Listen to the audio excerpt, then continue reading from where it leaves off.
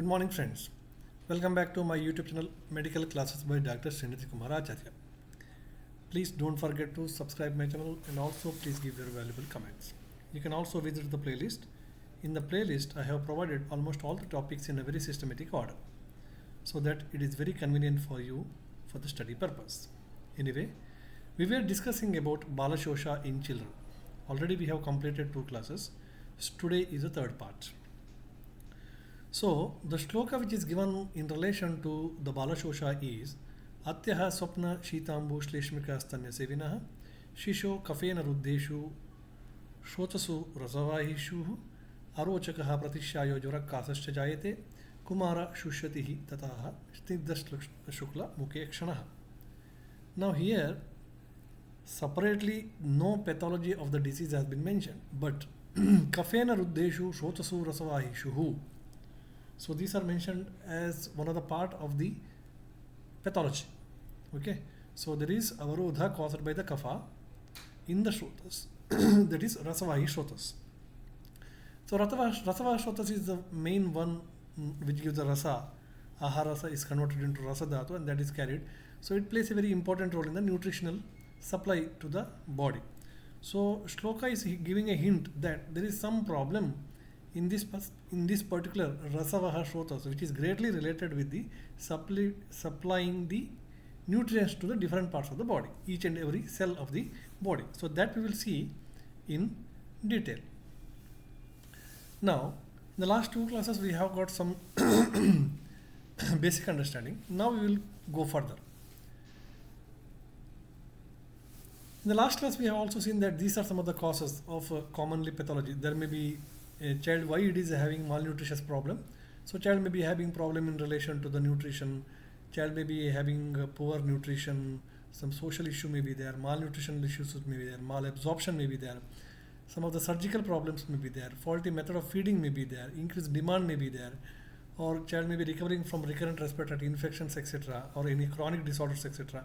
So these are some of the points which may lead to malnutrition in a growing child. Now, due to all the above causes, what we have so far seen, the following sequence of pathological changes takes place gradually. So when these things are persisting for 1 or 2 days, that is a different issue. But the same issues are persisting for months together, then gradually the pathological changes take place. Otherwise, it will not take place. Okay, a nutritional deficit which is existing for 10 or 15 days, it may not produce much symptoms, whereas a nutritional deficit which is existing for months together or years together, that slowly or progressively leads to manifestation of different disorders. So that has been explained in the context of Bala shosha. It is not an acute disorder. Okay, it is actually a chronic disorder, but explained in a very short way, shortest way. We will see that. Now, as we know that the chief source of energy is carbohydrate. So when this particular carbohydrate is not available, it leads to caloric deficiency with energy deficit. This is the first step. The child is not taking the food. Okay, understood. Okay, because of so many causes, poverty, surgical problem, metabolic problem. Okay, so whatever child is taking, it is not get digested or utilized or manifested. Now, when child is not taking the food, like because our food is minimally about 60 to 70% of our food contains carbohydrate, because that carbohydrate is the chief source of energy for day-to-day activities. So when child is not getting this food, so what happens? So then there will be caloric deficiency and energy deficit. This is the first step. Okay. Next, this initiates the breakdown of the fat for the energy. So when carbohydrate food is not available, so the next compensatory mechanism what body will do is, it will break down the fat for the purpose of producing this energy, which is required for the day-to-day activities. All the cells are functioning by means of sodium potassium pump. It is a ATP dependent pump. So each and every activity of the body is energy depending. So body needs a lot of energy. So if the carbohydrate food is not available, the next available method with the body is, so they use the stored fat for this purpose. So now what happens? This initiates the breakdown of the fat for the energy, leading to depletion of the body fat and as well as subcutaneous tissues, resulting in lean and emaciated body. So this is the second step in the formation of a protein energy malnutrition. Main food is not available, or whatever food is available, which taken, it is not get digested and its end products are not available. That means ATP is not available. So to produce the ATP, body has to undergo another method. So that undergo the fat dissolving method, and the fat will be given as a source of energy. When this is continuing for a longer time, maybe months together, what happens is all the body fat and as well as the subcutaneous tissue which is stored, so that will be undergo depletion. So now child will have a lean and emaciated body. Next, when the fat source is also emptified, then the body proteins are utilized for the producing energy. Now this is the last step. What happens? All the carbohydrates anyway not available. Then body uses a fat. The fat is also finished. Now the body will go for proteins. Proteins are present in the different parts of the body, especially muscles, etc. And these proteins are not for the purpose of energy. Proteins are there for the body building purpose. Okay, so protein should not be broken down unwantedly, because when you break down the protein, it basically made up of amino acid, which is a nitrogenous compound. So a lot of nitrogenous waste is also formed, which is basically a toxic material, ammonia, etc. So body never utilized this particular protein for this simple energy purpose. Okay, unless and until there is emergency. So here there is emergency actually, so proteins are utilized. So when the proteins are utilized, the protein portion of the body is also get lost. Okay, so muscles, now especially muscles are basically contain the muscle protein, so they will be get lost. And so many proteins which are present in the different organ areas, so they also get emptified. So proteins are very essential for each and every activity of the body, we know that. Because all the hormones, all the enzymes, then the antibodies, then the plasma cells, and what you say, if I'm talking about hemoglobin, and there also we have got the globin. Globin is a actually protein chain. Okay, so for each and every activity, a protein is very important. Such a protein cannot be utilized for simple purpose of energy, giving energy. Therefore, carbohydrate is a rich source of energy, not the proteins or fat.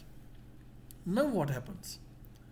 When the proteins are utilized to give the energy instead of carbohydrate and fat, its deficiency supervenes. Its deficiency will start now, and it leads to disturbance in the body homeostasis and metabolism. Definitely, it is understood. Okay, because each enzymes are protein, each hormones are proteins, each catalyst are protein. Okay, plasma cells are immune cells, everything is protein.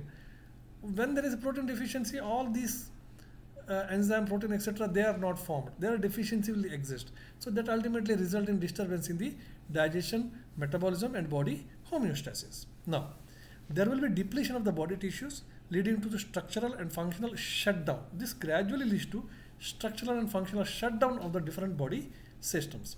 Now, decreased or no production of the antibodies due to protein deficiency result in depressed immune system, making the patient more prone to infections. Now we know that when there is proteins are not available, all the cells which are present in the immune system, so they are basically proteins. Okay, maybe plasma cells, T cells, B cells, etc. So now there is no proper production of these immune cells, so that leads to immunodeficiency state, and child is now more prone to develop recurrent infections. That's one of the reasons in case of PM why there is recurrent infections.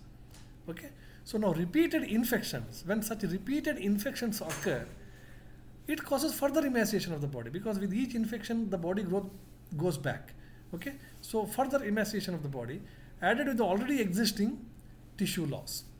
Now after an episode of infection, the body demand calories more.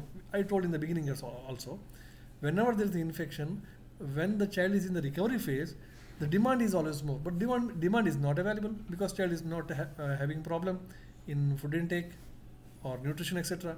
So again, this will be double shock now. Okay, so a recovery which is not available in this particular case. So this gradually leads to a state of immunocompromisation. This gradually leads to the state of immunocompromisation. So this is how child fall into the pool of immunocompromisation when the child fall into the purview of a malnutrition. This is how a malnutrition leads to immunocompromisation very gradually. This is a gradual process. It may take 1 year or 2 years sometime. So this is how this takes place. Now we need to understand this same pathology in a very short way. So what is that? Child reach a state of marasmic appearance. When the child is having immunocompromised state, that means that is a state where child is prone to almost all type of disorders. Any infection, Okay, mild infection, moderate infection, subtle infections, okay, or subclinical infections may lead to problems to the child, or opportunistic infections. So child will have repeated infections, and because of each infection, child further goes down, and now child reach a state of marasmic appearance, and he becomes irritable and also get frustrated. Now further, the loss of protein leads to hemodynamic changes. There is loss of protein. I told even in the blood also there are proteins, isn't it? Proteins are there. So because plasma oncotic pressure, plasma protein pressure by means of WBC, platelets, RBC, basically all these are proteins. So because of loss of protein, the hemodynamic changes will be there, and there will be disturbed plasma oncotic pressure resulting in edema. Okay, so now because once the plasma oncotic pressure is changing because of the depletion of the plasma proteins, so there will be leakage of the fluid from the intravascular space to the extravascular space, and what we call it as edema. Okay, so why this edema occurring? Because the hydrostatic pressure and as well as plasma oncotic pressure, which should act in the opposite way, okay, with the required pressure, is disturbed because of less proteins. Okay, so now the fluid will not stay in the vessel, it will come out. So this manifests as a, what you say, edema. So generalized anasarca or generalized edema, which is seen in case of PEM condition, is because of this protein loss. Ultimately, lastly, what happens? Ultimately the child die due to cardiopulmonary failure in the due course of the time. This is actually what happens. I have explained the total process of pathology of the PEM in a very short way. Okay, so this is explained in the contemporary science. Now almost all the same has been explained in our science in the context of Bala shosha. Same explanation has been explained in the context of Bala shosha. To understand that, we should have prior knowledge of this pathology of the PEM, which I have taken in this class. In the next class, we will see how beautifully Ayurveda explains the same concept under the heading of Bala shosha. Thank you very much. We will again meet in the next class.